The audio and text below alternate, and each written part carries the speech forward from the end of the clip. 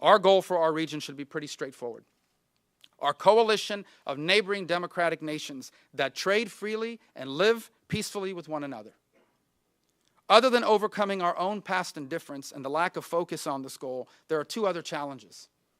The first is Venezuela and the other ALBA countries, whose overt anti-Americanism.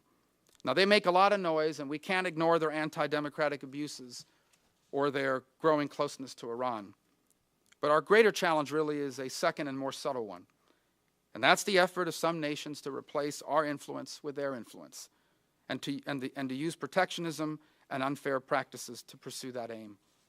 The antidote for both of these problems is to re-engage energetically in the region. First, we must be a clear and consistent advocate for freedom. And to be free isn't just limited to elections. It's a way of governance. In Venezuela, Nicaragua, Bolivia, and Ecuador, elected leaders have used their power to undermine fundamental freedoms by attacking the press, the courts, and their political opponents. Second, we need to commit to being a reliable partner as our neighbors cope with significant security challenges. Both Mexico and Colombia, they need our continued commitment to win their respective wars against criminal organizations. And we must also make it abundantly clear that we will not tolerate Iran exporting violence and terrorism to our hemisphere. Third, we must reject protectionism and instead embrace the ultimate goal of a free trade area of the Americas.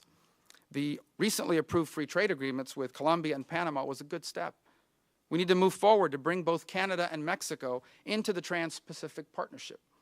And fourth, we should move aggressively to form a strong energy partnership with Canada, Mexico, Brazil, Colombia, and a post-Chavez Venezuela. A stable Western Hemisphere, displacing an unstable Middle East and an increasingly belligerent Russia as the center of the world's energy production, would create countless jobs for Americans and energy security for the world.